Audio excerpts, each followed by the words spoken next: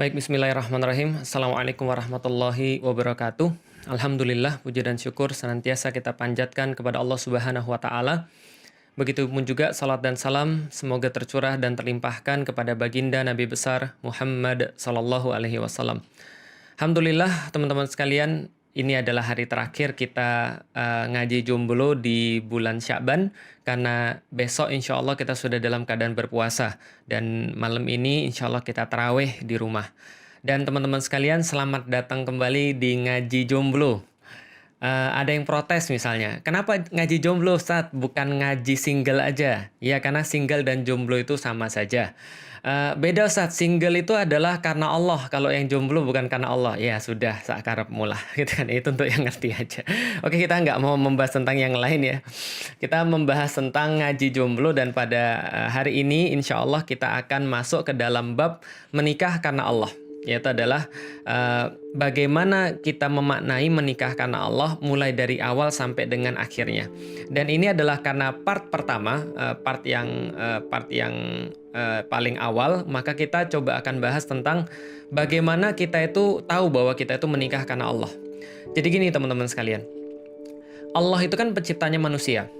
Karena Allah itu yang menciptakan manusia, maka sudah sewajarnya, sangat wajar sekali ketika Allah itu lebih kita cintai daripada apapun. Karena kalau kita bicara tentang kecintaan kita, maka siapa sih yang paling berhak untuk mendapatkan kecintaan kita misalnya? Ya, yang paling berhak adalah ibu kita pastinya. Kenapa? Karena ibu kita adalah orang yang paling menderita ketika melahirkan kita, ketika memunculkan kita di dalam dunia ini. Maka wajar kalau di dalam Islam pun ya ibu itu diakui sebagai orang yang paling harus dihormati. Maka Rasulullah Shallallahu Alaihi Wasallam itu pernah bersabda ketika ditanya siapa yang paling harus saya hormati ya Rasulullah, ya ibumu. Lalu siapa lagi? Ibumu. Lalu siapa lagi? Ibumu. Lalu siapa lagi? Baru bapakmu. Maka ibu mendapatkan keutamaan daripada bapak dalam hal ini, yaitu adalah pemuliaan daripada Allah dan Rasul-Nya, karena mereka sudah memberikan kehidupan dalam tanda kutip kepada kita. Jadi Allah itu memberikan kehidupan kepada kita melalui ibu kita. Allah memberikan kita Allah memberikan kita rezeki melalui nafkah yang diberikan kepada bapak kita kepada kita. Nah, maka ini juga termasuk bagian daripada rasa syukur. Ketika kita bersyukur, maka kita mencintai bapak kita juga, sebagaimana kita mencintai ibu kita, karena dia juga sudah banting tulang, peras keringat, kerja keras untuk kemudian menghidupi kita. Maka wajar ketika ayah dan bunda, bapak ibu kita, mendapatkan rasa cinta lebih daripada yang lain, walaupun itu secara teoritis. Walaupun banyak sekali hal-hal yang mungkin nggak sesuai dengan teori pada kenyataannya. Tapi saya cuma mau jelasin kenyataannya. Coba bayangkan ibu kita itu, saya sudah cerita kemarin, kalau misalnya Anda mau tahu penderitaan seorang ibu, datang aja ketika mereka lagi mau melahirkan. Atau seorang perempuan mungkin baru tahu seperti apa ibunya, seperti apa kecintanya seharusnya kepada ibunya, kalau seandainya dia sudah melahirkan. Atau seorang laki-laki, dia mungkin baru paham bagaimana pengorbanan ibunya kalau seandainya dia sudah melihat istrinya melahirkan. Maka ini adalah satu tanda kenapa kita mencintai ibu kita. Kalau seandainya ibu kita saja kita cintai, apalagi Allah. Kenapa? Karena Allah itu lebih penyayang daripada ibu kita kepada kita. Ibu kita cuma 9 bulan 10 hari mengandung kita, lalu kemudian melahirkan kita dengan rasa sakit. Itu pun ketika kita sudah dewasa, kita balas menyakiti dia. Kita balas kemudian ketika dia mengurus kita di malam hari, ketika dia lagi sakit dengan bentakan kepada dia. Kita balas pengorbanan dia, bahkan dia tidak makan, dia nggak enak tidur, dia kemudian mungkin sakit juga tapi dia mendahulukan kita. Kita balas dengan kemudian lebih memperhatikan orang lain daripada dia. Kita balas dengan menyakiti hati dia seringkali. Tapi dia tetap sayang kepada kita. Itulah namanya rahmah yang sudah saya jelasin tadi. Tapi Allah lebih daripada itu. Allah memelihara manusia bahkan sebelum dia lahir ke dunia, bahkan sebelum kemudian dia ada di dunia, bahkan ketika dia masih dalam rahim ibunya. Ibunya nggak 100% memelihara dia. Ibunya mungkin ketika tidur nggak bisa melihara dia. Ibunya nggak tahu apa yang terjadi di dalam perut itu. Tapi Allah sudah melakukan itu sebelum segala-galanya, dan Allah lebih layak mendapatkan rasa cinta daripada manusia. Maka konsep di dalam Islam secara sederhana, kita harus menaruh Allah dan Rasul itu di atas segala-gala kecintaan kita. Maka inilah yang disebut dengan al-hubbu fillah. Nanti saya akan jelaskan bagaimana yang dimaksud dengan cinta karena Allah, yaitu menaruh Allah Allah menjadi nomor satu. Jadi gini teman-teman sekalian, misal di dalam salah satu hadis dikatakan bahwasanya seseorang tuh tidak akan mendapatkan rasa manis atau halawatul iman, rasa manis di dalam keimanannya sebelum dia setidaknya mengalami 3 perkara. Yang pertama, dia mencintai Allah dan Rasul lebih daripada segala-galanya. Dia mencintai Allah dan Rasul lebih daripada makhluk-makhluknya. Yang kedua adalah dia mencintai seseorang dan dia tidak mencintai seseorang itu kecuali karena Allah. Yang ketiga, dia tidak suka kembali kepada kekufuran setelah Allah tunjuki akan Islamnya itu, sebagaimana dia tidak suka dilemparkan ke dalam api neraka. Ini adalah salah satu contoh hadis yang menyatakan bahwa seorang manusia itu seyogyanya memang dia menaruh Allah dan Rasulnya lebih daripada segala-galanya. Kenapa? Simple, karena Allah yang menurunkan, yang memberikan rasa cinta itu kepada manusia, yang menurunkan kenikmatan, keberkahan dalam kehidupannya, dan membuat manusia itu bisa menjalani segala-galanya. Simpel banget. Kenapa Rasulnya? Karena Rasulnya itu dicintai oleh Allah. Kalau yang dicintai oleh Allah, masa sih nggak kita cintai? Lucu banget.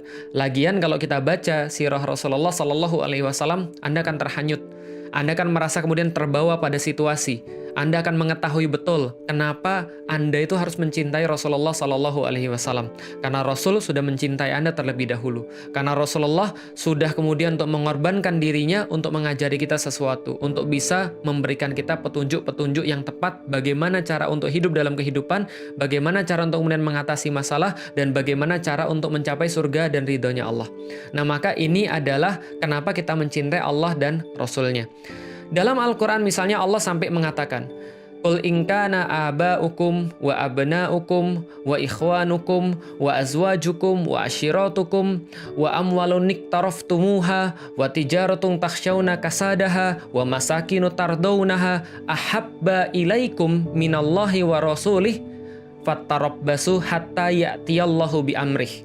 Allah sampai mengatakan, katakan wahai Muhammad kepada orang-orang muslim, penegasan terhadap hidup mereka, andaikan bapak-bapak mereka, keluarga-keluarga mereka, lalu kemudian anak-anak mereka, lalu saudara-saudara mereka, lalu pasangan-pasangan mereka, lalu kemudian harta-harta mereka, lalu perniagaan-perniagaan mereka yang mereka takutkan kerugiannya, lalu kemudian apalagi tempat tinggal yang mereka ridho, yang mereka senang dengannya.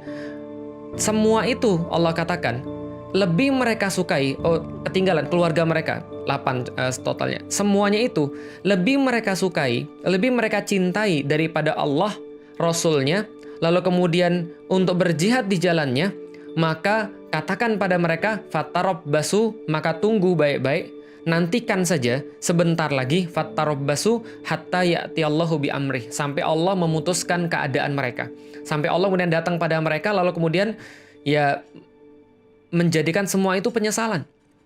Maka kemudian ini adalah satu dalil bagi kita bahwa Allah harus ditaruh menjadi posisi paling pertama. Allah menjadi paling pertama, Rasul yang kedua, lalu kemudian berjihad di jalannya termasuk di dalamnya, lalu kemudian baru orang tua, baru kemudian yang lainnya. Ini prioritas di dalam Islam. Secara kemudian teori dan secara logika saya juga sudah menyampaikan kenapa sih kita itu mencintai orang tua lebih daripada yang lain.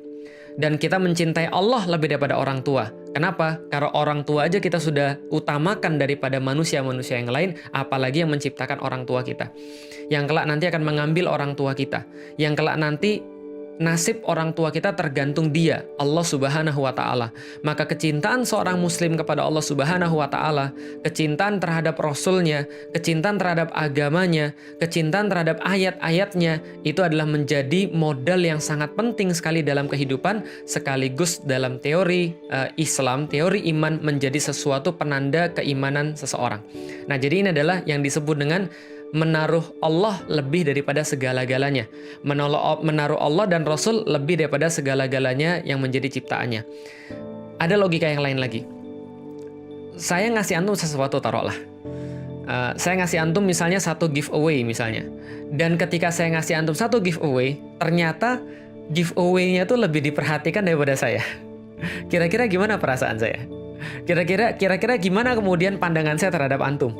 Nah, sama kayak Allah kepada manusia. Allah itu menciptakan hamba-hambanya, untuk kemudian Allah pasangkan satu sama lain, pasangan-pasangannya, untuk kemudian Allah jadikan kita ayah dan anak, untuk Allah jadikan kita ibu dan anak, untuk kita dijadikan keluarga, lalu kemudian memberikan kecukupan bagi dia, memberikan ketenangan bagi dia, itu adalah salah satu daripada pemberian-pemberian Allah.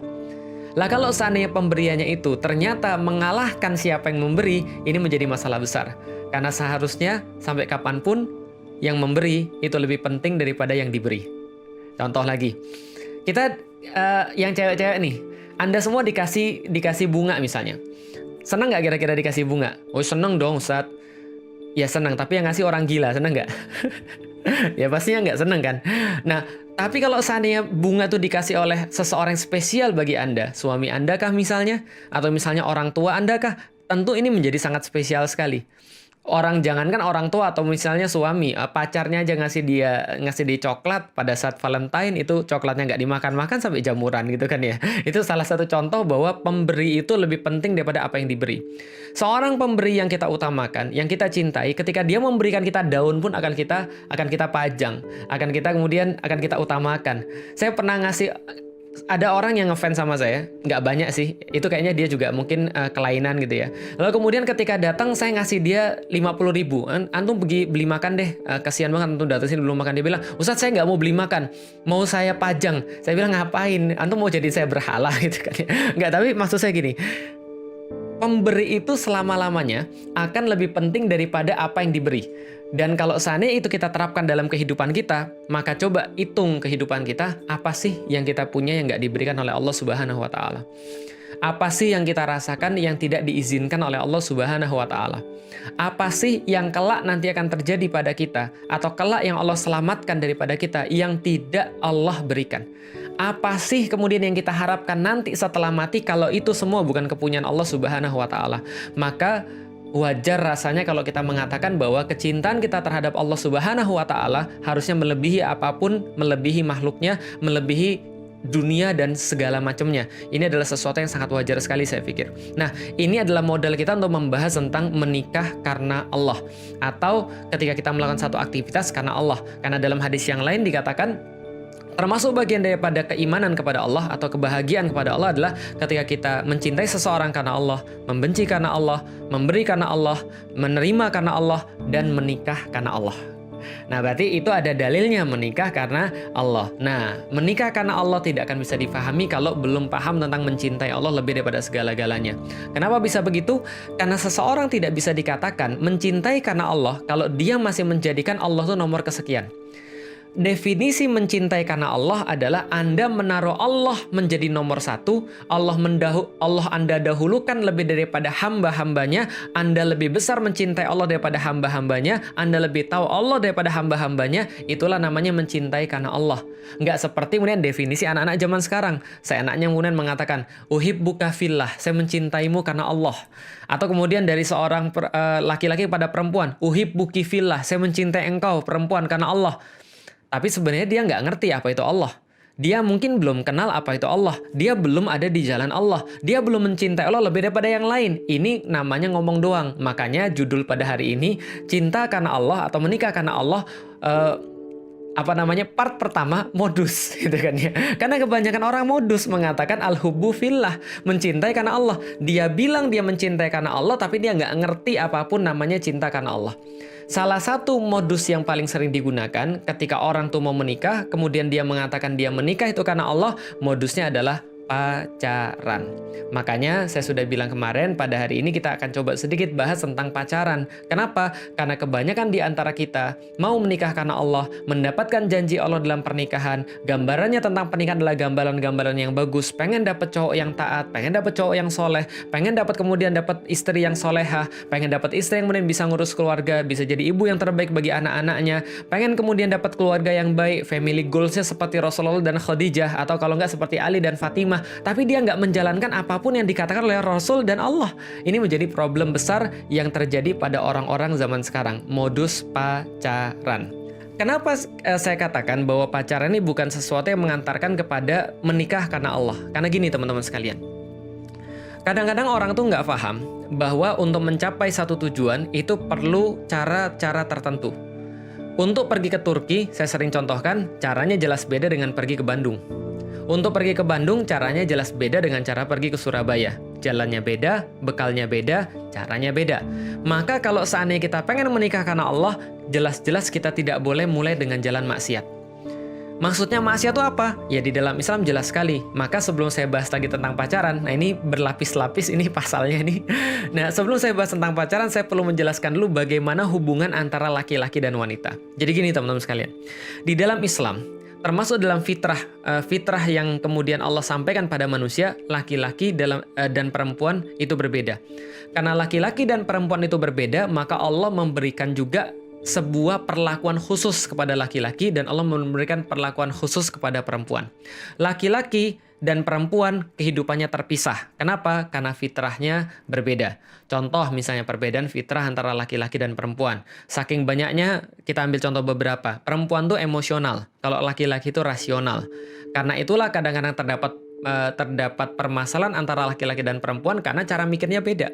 Laki-laki itu rasional banget. Dan perempuan tuh emosional banget. Misal, kalau laki-laki pergi ke pasar nggak akan pernah nawar. Kalau perempuan pergi ke pasar itu pasti nawarnya gila-gilaan. Kadang-kadang Afgan gitu kan ya, sadis. Ini harganya berapa ayamnya pak? 25.000. Mana ada ayam 25.000? 50.000. Kalau cewek itu pasti ditawar. 15.000 boleh nggak? Hah? 15.000? Ya nggak dapet lah. Ya tapi mereka senang aja. Mereka sudah tahu bakal nggak dapet, tapi mereka senang aja.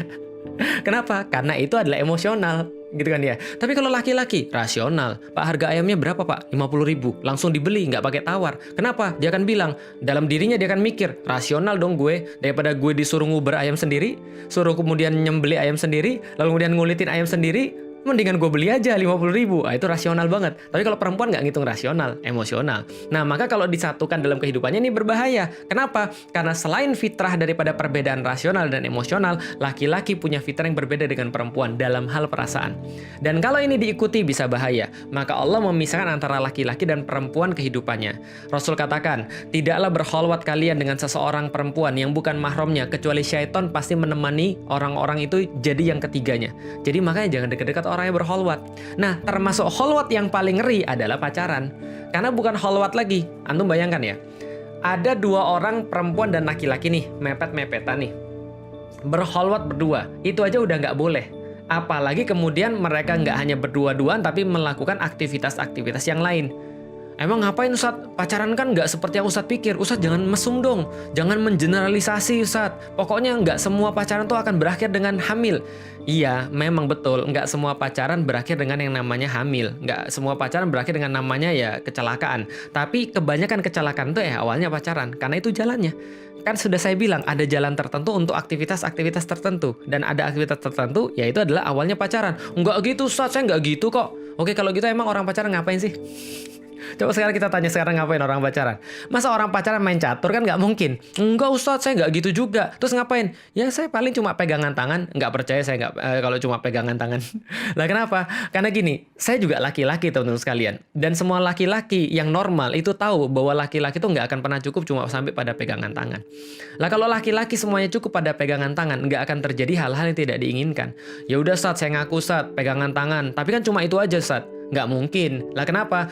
Kalau seandainya pacarannya baru 3 pekan, pegangan tangan doang, saya tahu, paham, bisa jadi. Tapi kalau misalnya pacarannya sudah 3 tahun, cuma pegangan tangan doang, mubazir dong. Nggak, maksudnya gini, laki-laki semua sama. Pasti kemudian ketika laki-laki dikasih, ya ibaratnya gini deh, kucing dikasih ikan asin, ya pasti akan dimakan. Lah kalau misalnya kucingnya nggak mau makan ikan asin, ya berarti ada sesuatu yang salah pada kucingnya gitu loh maksudnya. Berarti kalau Anda sekarang masih punya pacar, udah putusin aja. Lah kenapa? Kalau misalnya pacar Anda sampai sekarang masih cuma pegangan tangan doang padahal sudah 3 tahunan pacaran, berarti dia bukan orang normal. Lah kalau Anda belum sampai posisi itu, segera. Kenapa? Baca buku Udah Putusin Aja, saya nulisin semua di sana, lalu kemudian bagaimana cara lepas daripada pacaran, dan bahaya banget karena ada orang-orang yang ngeri banget memanfaatkan ini. Silakan baca di sana, saya nggak mau jelasin 2 kali di sini. Lalu kemudian ada yang mikir, kalau nanti diputusin Ustaz, nanti kan itu kan memutus tali silaturahim. Antum itu ya, pas antum pacaran tuh nggak mikir ini syariatnya gimana, tapi pas mau putusin lalu kemudian mikir syariat silaturahim gitu kan ya. Mana ada silaturahim dalam maksiat gitu kan ya. Dan awalnya Anda pacaran pun itu sudah melanggar syariat. Lah kalau Anda awalnya melanggar syariat, pas mau mutusin kemudian bilang bahwa ini melanggar silaturahim, lalu kemudian syariat mana yang sebenarnya Anda taati gitu, maksudnya ya udah putusin aja. Orang ini adalah hubungan yang salah dari awal. Nah makanya ini kita lakukan. Lalu kalau gitu terus gimana kita nyari jodoh? Ini seperti beli kucing dalam karung dong? Oh enggak. Nah makanya saya mau jelaskan bahwa di awal-awal sudah saya sampaikan, pacaran itu bukan cara yang tepat untuk mendapatkan orang yang kelak nanti akan menjadi pasangan kita untuk menuju pada pernikahan yang kita bayangkan, yang kita sudah bahas dalam 6 episode yang sudah lalu. Nah kalau gitu gimana? Menikah karena Allah, kita perlu orang yang taat pada Allah. Kenapa? Karena yang namanya menikah karena Allah, cinta karena Allah, artinya menaruh Allah lebih daripada yang lain. Mencintai Allah lebih daripada yang lain, lebih dulu, lebih banyak, lebih besar, lebih kemudian tahu, dan lebih segala-galanya. Baru dia bisa mengatakan, saya mencintai engkau karena Allah. Bukan sebaliknya, saya mencintai Allah karena engkau. Kenapa? Karena dia maunya sama orang itu terus. Kalau nggak sama orang itu, saya nggak mau. Dan kalau saya dekat sama dia, saya jadi dekat sama Allah. Kalau saya dekat sama dia, saya jadi rajin sholat. Kalau saya dekat sama dia, saya jadi agamis. Itu mencintai Allah karena dia. Kebalik, Pak. Gitu kan ya. Yang Allah perintahkan itu adalah mencintai mereka karena Allah. Artinya kalau mereka taat, Anda cinta. Kalau mereka maksiat, Anda nggak suka. Lah sekarang yang terjadi bukan begitu. Nah artinya adalah mencintai karena Allah, Allahnya sudah firm dulu di tempatnya, Allahnya sudah benar dulu di tempatnya. Setelah Allah benar di tempatnya, maka kita tanya Allah, ya Allah kira-kira kayak gimana ya yang kamu suka ya Allah. Karena aku nggak akan mau suka kecuali yang kamu suka. Kalau kita sudah mencintai karena Allah, kita akan mau turut dengan aturan-aturan Allah. Kita akan diarahkan oleh Allah. Dan kalau kita sudah mencintai Allah lebih daripada segala-galanya, maka Allah akan tunjukkan kepada kita hamba-hambanya dia yang dia cintai juga untuk mencintai kita insya Allah. Itu rumusnya. Jadi cinta karena Allah itu adalah menaruh Allah lebih daripada segala-galanya. Ketika kita sudah menaruh Allah lebih daripada segala-galanya, maka dari situ kita akan diarahkan. Oh, berarti kita akan suka sama yang taat. Oh, kita nyarinya yang taat. Itu duluan yang diutamakan daripada yang segala-galanya. Nanti muncul pertanyaan, nyari yang taatnya gimana? Oh, sabar. Nanti itu di episode berikutnya gitu kan ya. Sekarang saya cuma mau bahas tentang mencintai karena Allah dan menikah karena Allah. Maksudnya adalah kita tidak justru melakukan perkara-perkara yang dilarang oleh Allah. Jadi kalau Anda sampai sekarang masih kekeh, lalu kemudian untuk berhubungan dengan cara yang salah, sudah dikasih tahu sama Allah bahwa jangan berkholwat lewat Rasulnya, dikasih tahu jangan berdua-duaan dengan perempuan yang bukan mahramnya, Anda lalu kemudian masih sibuk berdua-duaan, lalu Anda tetap berkata, ini semua karena Allah. Allah yang mana? Allah yang nyuruh yang mana gitu maksudnya. Artinya ini harus jelas dulu. Berarti kalau Anda tetap nekat melakukan itu, ya berarti lupakan gambaran-gambaran yang sudah kita bahas kemarin. Lupakan kemudian family goal seperti Khadijah dan Rasulullah. Lupakan family goal seperti Ali dan Fatimah. Kenapa? Karena kita sudah salah dari awal.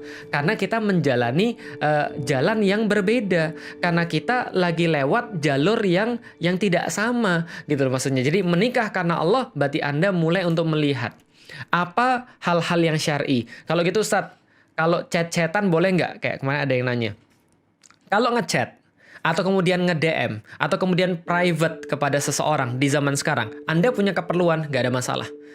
Mohon maaf Mbak, saya mau nge-endorse nih, ya nggak ada masalah. Mohon maaf Mbak, saya mau beli barang, nggak ada masalah. Yang nggak boleh modus. Modusnya tuh misalnya apa? Ya modusnya adalah Anda tidak ada keperluan, tapi Anda kemudian DM-DM-an, lalu kemudian masuk dalam pembicaraan-pembicaraan yang bersifat private. Karena ingat, yang dimaksud kholwat, teman-teman sekalian, definisinya adalah berdua-duaan di satu ruang. Ruangnya ini bisa ruang nyata, bisa jadi ruang maya, berdua-duaan di satu ruang, di mana ketika ada orang lain mau masuk ke dalam forum mereka, maka orang tuh merasa tidak nyaman dan harus minta izin. Oke, ingat ya. Jadi berdua-duaan yang dimaksud dengan khalwat yang dilarang adalah ketika Anda berdua-duaan dengan yang bukan mahram, lalu kemudian di situ ketika ada orang mau masuk kepada forum Anda, dia merasa tidak enak dan dia harus minta izin. Itu namanya khalwat. Contoh, lihat ya, kasus ekstrim ya. Pernah nggak Anda naik angkot, lalu kemudian Anda mendapati ada satu pasangan muda-mudi, di paling ujung biasanya, mereka berdua-duaan, mereka yang pacaran, antum yang malu. Anda pernah nggak merasa begitu? Itu kholwat namanya. Walaupun dalam keramaian. Ya, itu kholwat namanya. Pernah nggak Anda, ya saya yakin antum pernah ya, atau minimal tahu orang-orang yang modus-modus gini, WhatsApp-WhatsAppan, terbuai dalam WhatsApp-WhatsAppan itu, atau telepon-teleponan, atau kemudian voice call, atau video call, atau apalah zaman sekarang, pokoknya Anda berada dalam satu ruang, mau itu adalah ruang nyata, mau itu ruang maya, lalu kemudian Anda merasa di situ terbuai dengan dia, sehingga orang lain tuh kalau mau masuk forum Anda tuh merasa ya nggak enak dan harus minta izin. Itu namanya kholwat, dan dia tidak melakukan itu juga. Pacaran, kholwat, sama, itu semua tidak diridhoi Allah. Lalu bagaimana pertanyaan saya kalau itu, saya mau agar pernikahan saya diridhoi Allah, doakan saya Ustaz, semoga pernikahan saya barokah. Barokah itu kan Allah yang ngasih. Barokah itu kan adalah ziyadatul khair, Allah yang ngasih. Bagaimana kemudian Allah bisa ngasih keberkahan kalau seandainya antum sudah menjalani dari awal yang sudah Allah nggak suka? Seperti ada orang yang kemudian datang pada saya, tapi dia sudah bawa hal-hal yang saya nggak suka. Ini kan menjadi suatu permasalahan. Nah, karena itulah mencintai karena Allah dan menikah karena Allah adalah antum menaruh Allah di atas segala-galanya. Antum menjadikan Allah sebagai dasar daripada apapun yang nanti antum akan bangun di atasnya.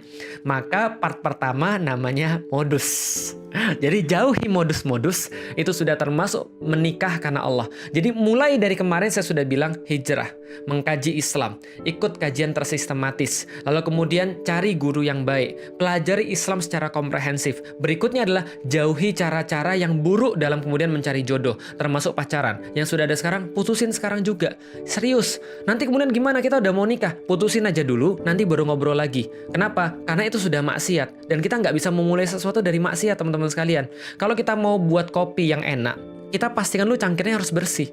Gimana kita bisa buat kopi tapi cangkirnya sudah nggak bersih? Sudah kemudian bismillah. Kalau memang kita sudah tahu bahwa sesuatu yang Allah ridhoi nggak akan kita mulai dengan sesuatu yang maksiat, taat pasti bahagia, maksiat pasti sengsara, itu adalah tagline-nya Yuk Ngaji, maka bagaimana caranya kita bisa mencampur adukkan ridho Allah dengan sesuatu yang kita mulai dengan cara yang salah? Putusin dulu, belajar dulu masing-masing. Kalau memang jodoh, kalau memang nanti ada yang nanya lagi, jodoh tuh kayak apa? Nanti kita bahas. Nanti masih banyak pembahasan ke depan. Ya asal jangan bosan aja.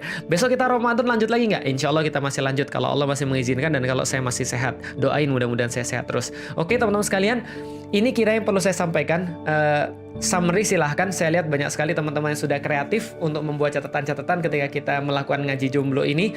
Saya senang banget ketika ada orang yang appreciate dengan buat catatan, lalu kemudian buat karya-karya tentang ini semuanya, dan mudah-mudahan itu menjadi sebuah bantuan bagi orang-orang yang lain yang lagi mau untuk mencari cinta karena Allah, mencari menikah karena Allah.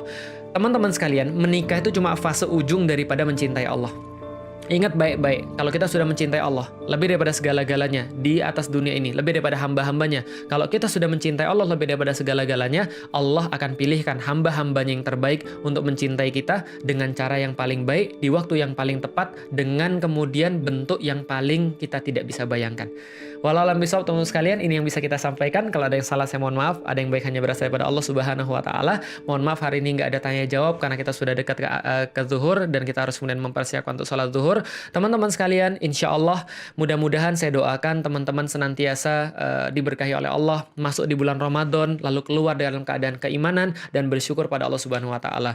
Dalam kondisi begini tidak menghalangi kita untuk taat pada Allah. Dan kalau teman-teman mau satu bahasan tentang bagaimana kemudian kita Ramadan di tahun ini di masa pandemi atau di masa wabah corona ini, teman-teman bisa buka di Instagram saya, di IGTV saya ada kemudian Ramadan di tengah corona. Saya nggak upload ke YouTube karena bentuknya vertikal. Teman-teman silakan nonton aja di sana. Di situ ada saya berikan satu insight menarik kenapa Allah berikan kita kondisi seperti ini dan menjelang Ramadan, dan bagaimana menikmati Ramadan dalam kondisi-kondisi seperti ini.